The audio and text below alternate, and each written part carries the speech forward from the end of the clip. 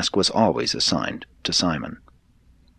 He was a rebel by nature and an iconoclast by training, but Jesus won him for the higher concepts of the kingdom of heaven. He had always identified himself with the party of protest, but now he joined the party of progress, unlimited and eternal progression of spirit and truth. Simon was a man of intense loyalties and warm personal devotions, and he did profoundly love Jesus.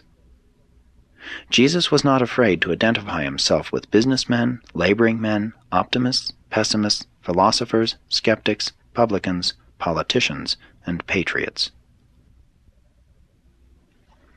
The Master had many talks with Simon, but he never fully succeeded in making an internationalist out of this ardent Jewish nationalist.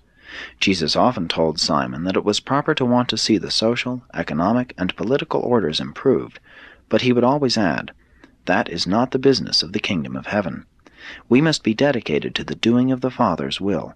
Our business is to be ambassadors of a spiritual government on high, and we must not immediately concern ourselves with aught but the representation of the will and character of the Divine Father who stands at the head of the government whose credentials we bear."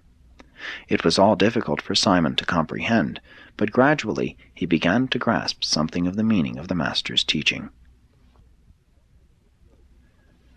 After the dispersion because of the Jerusalem persecutions, Simon went into temporary retirement. He was literally crushed. As a nationalist patriot, he had surrendered in deference to Jesus' teachings. Now all was lost.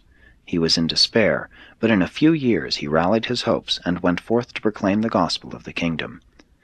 He went to Alexandria and, after working up the Nile, penetrated into the heart of Africa, everywhere preaching the gospel of Jesus and baptizing believers. Thus he labored until he was an old man and feeble, and he died and was buried in the heart of Africa. 12. Judas Iscariot. Judas Iscariot, the 12th apostle, was chosen by Nathanael. He was born in Kerioth, a small town in southern Judea. When he was a lad, his parents moved to Jericho, where he lived and had been employed in his father's various business enterprises, until he became interested in the preaching and work of John the Baptist. Judas's parents were Sadducees, and when their son joined John's disciples, they disowned him. When Nathanael met Judas at Tarichaea, he was seeking employment with a fish-drying enterprise at the lower end of the Sea of Galilee. He was 30 years of age and unmarried when he joined the apostles. He was probably the best educated man among the 12, and the only Judean in the Master's apostolic family. Judas had no outstanding trait of personal strength, though he had many outwardly appearing traits of culture and habits of training. He was a good thinker, but not always a truly honest thinker. Judas did not really understand himself. He was not really sincere in dealing with himself.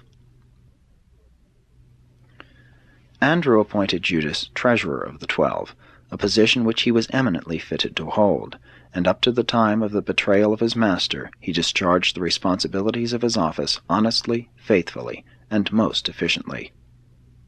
There was no special trait about Jesus which Judas admired above the generally attractive and exquisitely charming personality of the Master.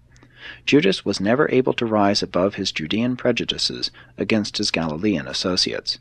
He would even criticize in his mind many things about Jesus.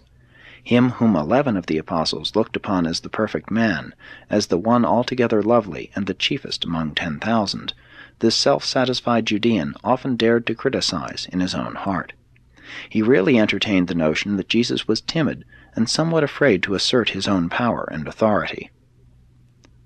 Judas was a good businessman. It required tact, ability, and patience as well as painstaking devotion to manage the financial affairs of such an idealist as Jesus, to say nothing of wrestling with the helter-skelter business methods of some of the apostles.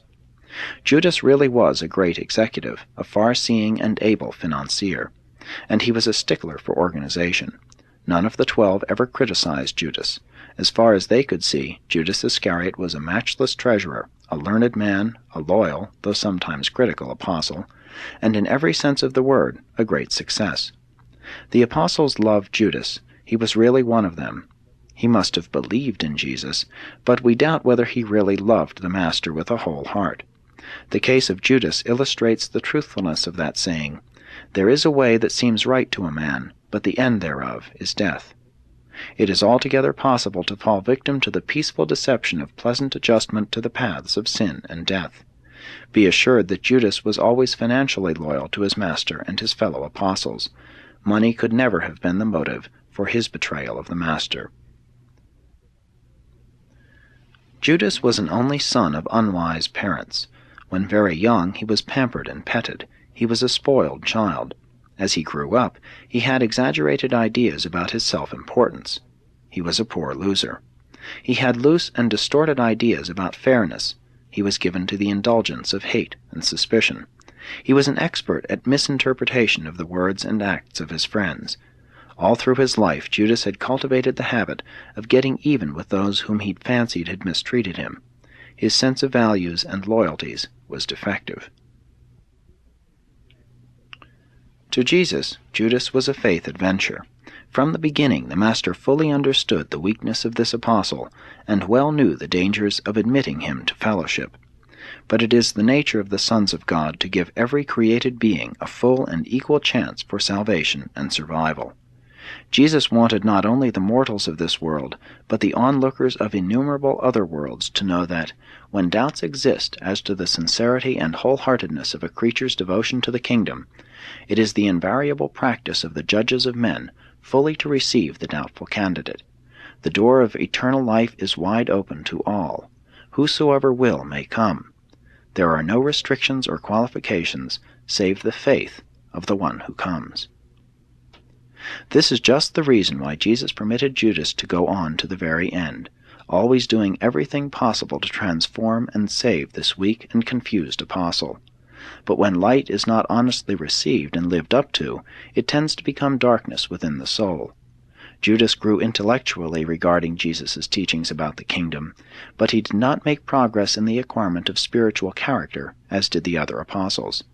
He failed to make satisfactory personal progress in spiritual experience. Judas became increasingly a brooder over personal disappointment, and finally he became a victim of resentment. His feelings had been many times hurt, and he grew abnormally suspicious of his best friends, even of the Master. Presently he became obsessed with the idea of getting even, anything to avenge himself, yes, even betrayal of his associates and his Master. But these wicked and dangerous ideas did not take definite shape until the day when a grateful woman broke an expensive box of incense at Jesus' feet. This seemed wasteful to Judas, and when his public protest was so sweepingly disallowed by Jesus right there in the hearing of all, it was too much.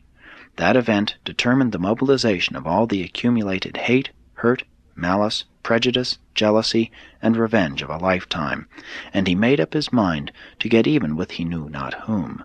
But he crystallized all the evil of his nature upon the one innocent person in all the sordid drama of his unfortunate life, just because Jesus happened to be the chief actor in the episode which marked his passing from the progressive kingdom of light into that self-chosen domain of darkness.